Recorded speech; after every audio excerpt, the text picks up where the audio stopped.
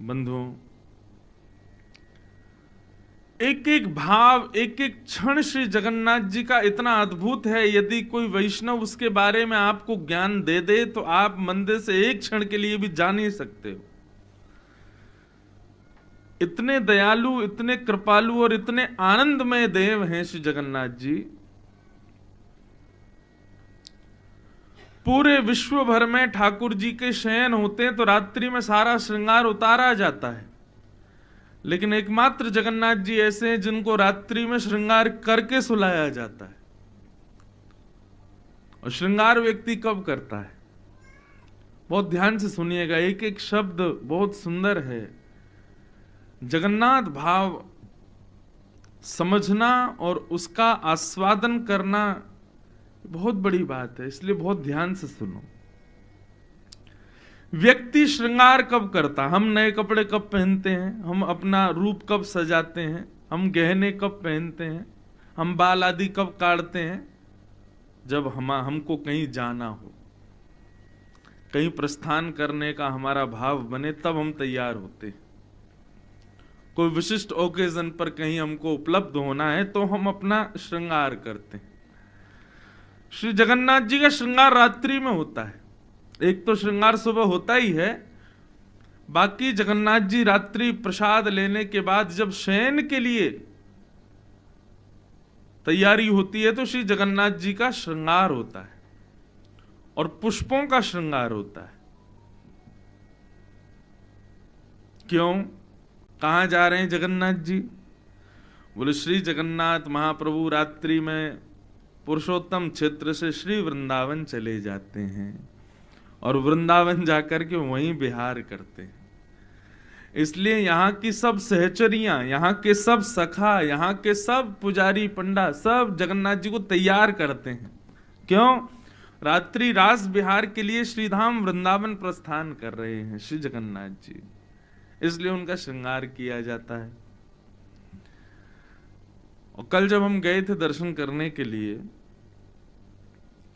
तब श्री जगन्नाथ जी को अंग पर गीत गोविंद अंकित वस्त्र धारण कराया जाता है। गीत गोविंद ठाकुर जी को इतना प्रिय है, श्री नाभा गोस्वामी जी महाराज भक्तमाल जी में वर्णन करते हैं, ता सुनवे राधा रमण अवस पधारे। श्री जगन्नाथ जी को गीत गोविंद बहुत प्रिय है।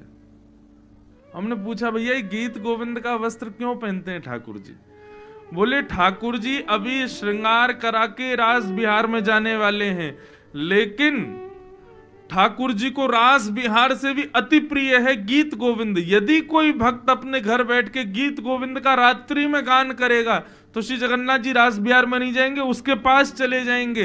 इसलिए किशोरी जी ने प्रावधान रखा। अरे पूरी बात तो सुनो पहले। अब गीत गोविंद मैं अपने कमरे में बैठ के गा रहा हूं, लेकिन ठाकुर जी जगन्नाथ जी पुष्प श्रृंगार करके वृंदावन जाने को तैयार हैं और मैंने गीत गोविंद गा दिया, तो ठाकुर जी कहां आएंगे? यहीं आ जाएंगे, वहां नहीं जाएंगे। और वहां किशोरी जी और सब सखियां वृंदावन में इंतजार करती रह जाएंगी, जगन्नाथ जी आए नहीं। तो इसलिए किशोरी जी ने ऐसा प्रावधान रखा, ऐसा नियम बना दिया कि गीत गोविंद वस्त्र पर अंकित करके श्री जगन्नाथ जी को पहना दिया जाता। अब चाहे भले ही सैकड़ों भक्त काम है, जगन्नाथ जी अब नहीं जाएंगे, अब तो रास बिहार में ही जाएंगे। क्यों? गीत गोविंद हृदय से लगा हुआ है, गीत गोविंद पूरे अंग पर चर्चित हो चुका है। इसलिए रात में कहीं जगन्नाथ जी भागे नहीं, रात में कहीं किशोरी जी को छोड़ के नहीं चले जाएं, कहीं रास बिहार से नहीं चले जाएं, इसलिए गीत गोविंद पहनाया जाता है श्री जगन्नाथ जी को। अरे बड़े भाव हैं श्री जगन्नाथ जी के, कहां तक वर्णन करें।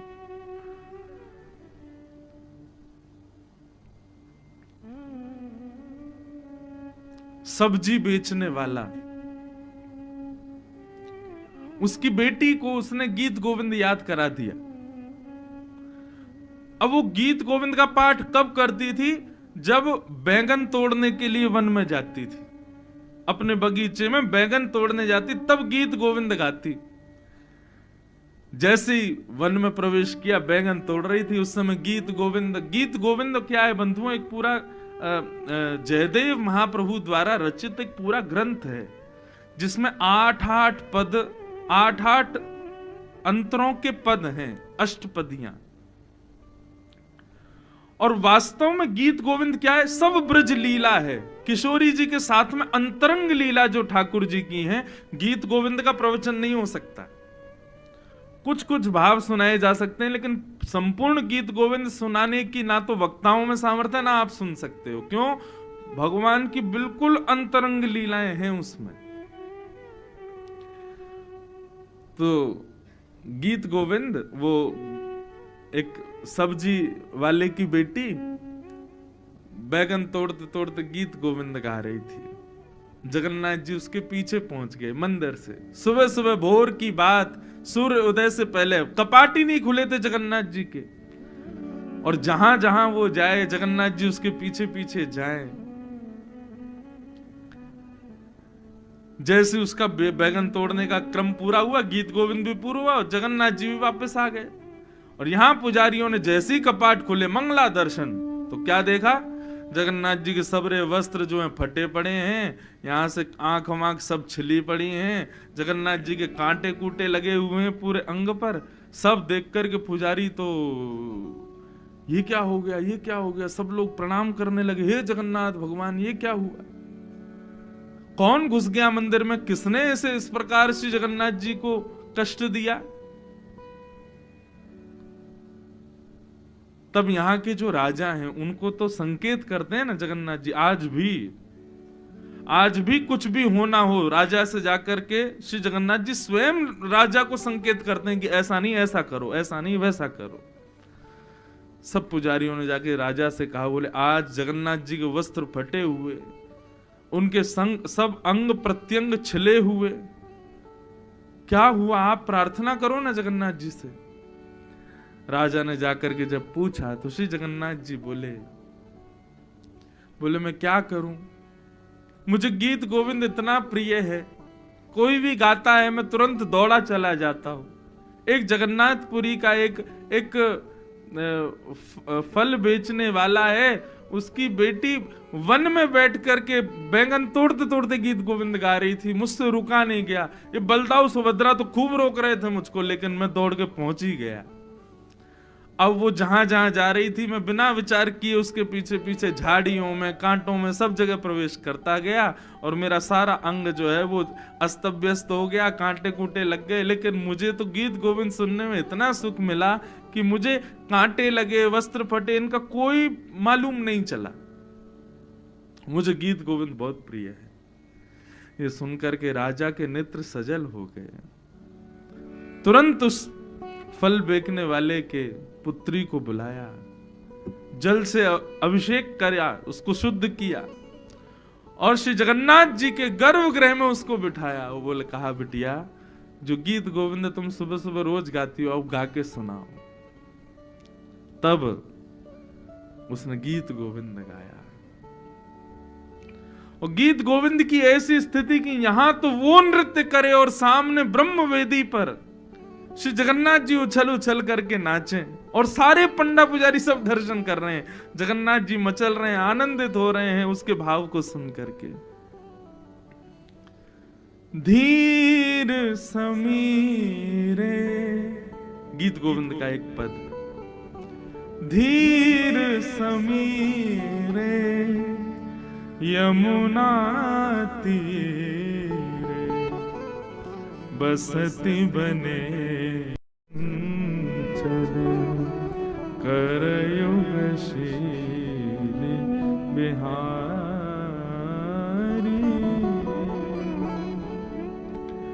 नाम समेतम कृत संकेतम,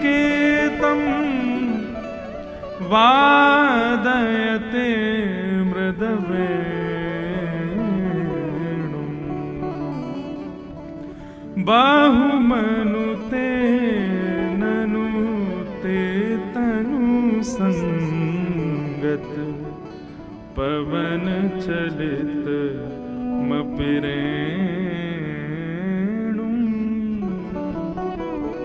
धीर समीरे यमुना तीरे बसत बने वनमाली।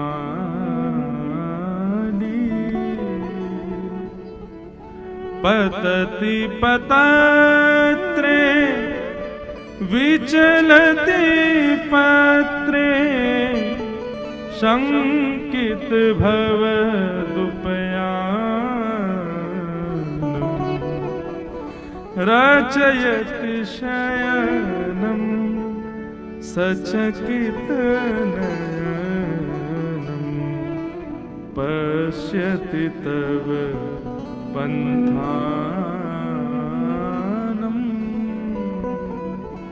धीर समीरे यमुना तीरे बसति बने वनमाली।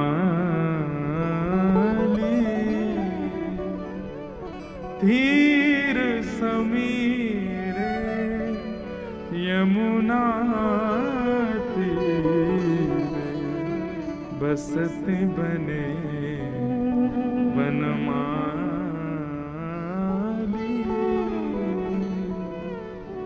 श्री जगन्नाथ महाप्रभु की गीत गोविंद बहुत प्रिय है। गीत गोविंद का कोई भी एक पद याद कर लो बंधु।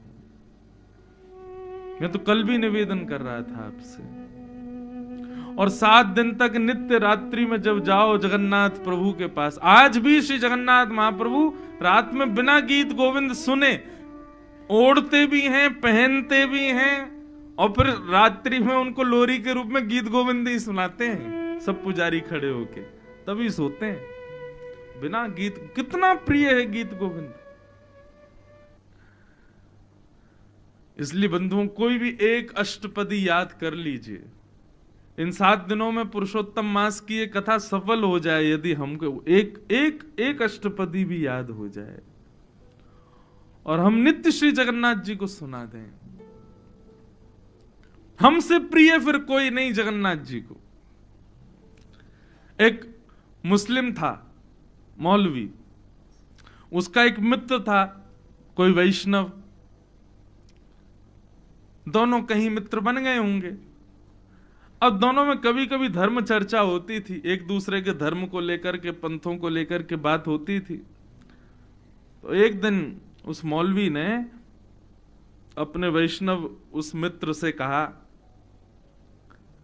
बोले एक बात बताओ, तुम्हारे यहां कोई ऐसा कोई मंत्र है, ऐसा कोई श्लोक है या कुछ ऐसा है जिससे तुम्हारा खुदा साक्षात मुझे दिख जाए? तो उन्होंने गीत गोविंद उसको प्रदान कर दिया। बोले लो इसका पाठ करना शुरू कर दो, तुमको हमारे ठाकुर जी दिख जाएंगे। तो मुस्कुराने लगा, बोले ऐसे ही बोल रहे होंगे।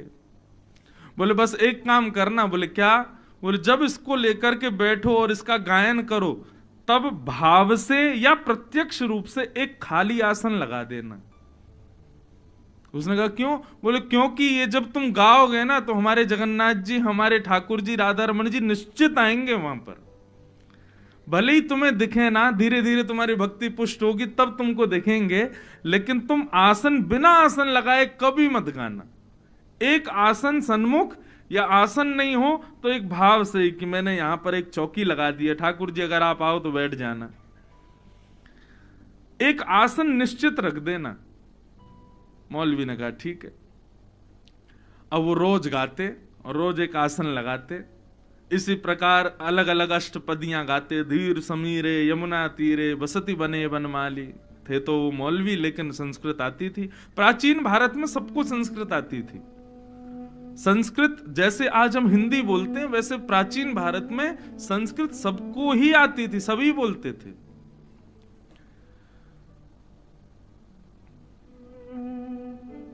तो ऐसे वो रख करके गाते थे रोज। उनको ठाकुर जी दिखे तो कभी नहीं, लेकिन वो फिर भी उनका नियम जैसा बन गया, वो रोज गीत गोविंद का पाठ करने लगे। एक दिन वो कहीं उनको जाना था, बड़ा विलंब हो गया और विलंब होने की वजह से वो गीत गोविंद का पाठ नहीं कर पाए। तो जैसे ही घोड़े पर बैठे कहीं जाने के लिए, तो चाबुक दे करके घोड़ा चलने लगा। मन में विचार करने लगे, आज तो मैंने गीत गोविंद का पाठ ही नहीं किया है, अब क्या, मेरा नियम थोड़ी है और हमारे लिए जरूरी भी नहीं, हम हिंदू हों तो करें रोज। लेकिन फिर भी मन में आया कि भाई जब नियम ले रखा है तो करना चाहिए। तो उन्होंने कहा ठीक है कोई बात नहीं, आज हम अपने घर पे नहीं कर पाए, घोड़ा पे बैठे बैठे ही कर देते हैं। और घोड़ा चल रहा था, घोड़े की नाल की धुन पे ही उन्होंने गीत गोविंद गाना शुरू किया। और जैसे ही गीत गोविंद गाया, आसन तो रखा नहीं ठाकुर जी का, गीत गोविंद गाते गाते तभी क्या देखते हैं, एक नन्हा सा नीला नीला नीलमणि जैसा बालक वो उल्टा घोड़े के पीछे दौड़ रहा है, दोनों भुजाएं ऊपर करके, और वो साक्षात श्री राधा रमन लाल जी ही थे। वो घोड़े के आगे आगे दौड़ रहे थे गीत गोविंद सुनते हुए। जैसी परम सुंदर बालक का दर्शन किया, अपना घोड़ा रोका और जब देखा, बोले अरे बालक, तुम ऐसे उल्टे दौड़ रहे हो, इतनी गति से उल्टे दौड़ रहे हो, कौन हो? बोले क्या करें, दौड़े नहीं तो क्या करें, तुमने आसन ही नहीं लगाया आज हमारा। और ऐसा कहकर के वो अंतर ध्यान हो गए। तब से वो उसी भाव में उन्मुक्त हो गया, दौड़ करके अपने वैष्णव के पास गया, बोले आज मैंने तुम्हारे ठाकुर को देखा। और जब उन्होंने पूरा वृत्तांत बताया तो वैष्णव भी रोने लगे, हृदय से लगा लिया, बोले जय हो गीत गोविंद की जय हो, जिसको सुनने के लिए ठाकुर जी इतने उतावले रहते। इसलिए भैया इस कथा का साफल्य हो जाए यदि एक अष्टपदी भी हमको याद हो जाए, और रोज उसको पुष्ट करो, रोज उसको सिद्ध करो, जगन्नाथ जी को जाकर के सुनाओ। और फिर नित्य जब यहां से लौट के अपने घर जाएं तो एक नवीन आसन रोज अपने सन्मुख पधराओ, और उस आसन पर ऐसा भाव रखो, हे लाल जी पधारो, और फिर गीत गोविंद का पाठ करो। हम आपको प्रमाणित रूप से कह रहे हैं, निश्चित किसी ना किसी दिन अनुभव तो जगन्नाथ जी का निश्चित होगा कि वो पधारे, आए हैं, सुन रहे हैं। इतना प्रिय है ये भाव। ऐसे महाप्रभु श्री जगन्नाथ जी को हम प्रणाम करते हैं, उनको बारंबार वंदन करते हैं।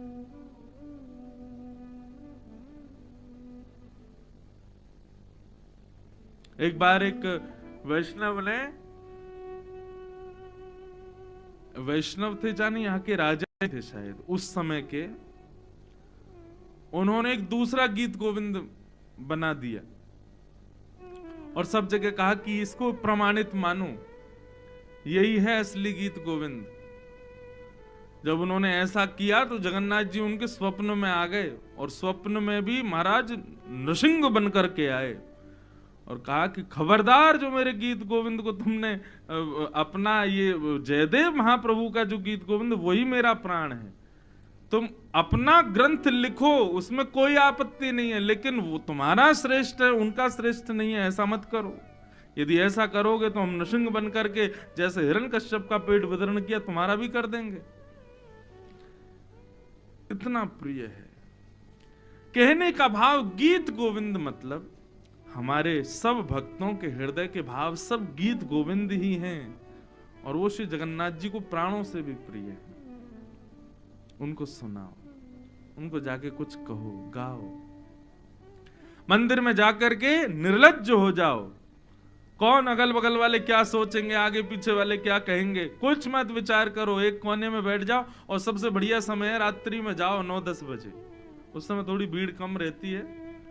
और मंदिर में भीतर जगह ना मिले तो बाहर पूरा प्रांगण है, सब जगह जगन्नाथ जी हैं। हम तो कह रहे हैं भुवनेश्वर तक जगन्नाथपुरी ही है, कहीं बैठ जाओ।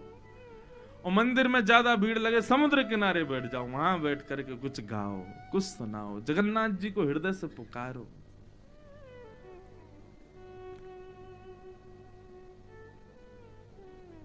बहुत प्रिय है उनको।